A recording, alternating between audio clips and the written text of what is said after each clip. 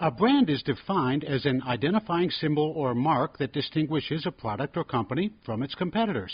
In this field, logo designers are often the creative experts. There's also a personal brand, something that distinguishes you from other competing job hunters.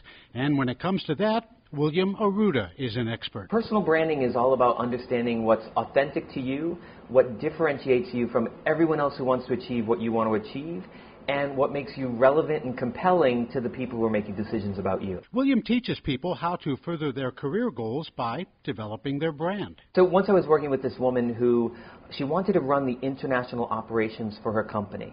But she polled people around her, and she realized no one thought of her as international, no one thought of her as a leader, yet in fact that was authentic to who she was.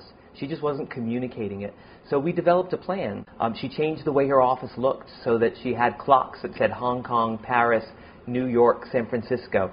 So people did know she was international. She had her Italian newspaper delivered to the office. She got the job. William says this type of branding works for people at all career levels. Even on your first interview, start building a unique image. Change your resume to have the logos of the companies that you've interned for example, so that you have brand association with those logos. William developed a calculator that guides you through the process of branding by supplying questions that you should be asking yourself and the people around you.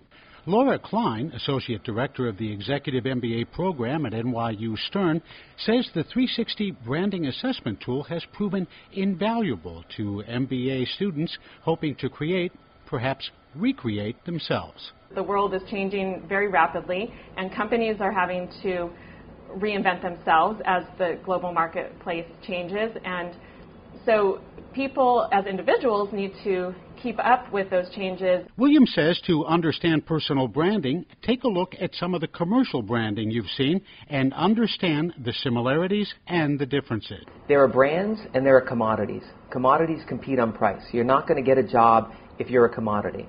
You want to stand out, the way Starbucks stands out from Dunkin' Donuts, for example.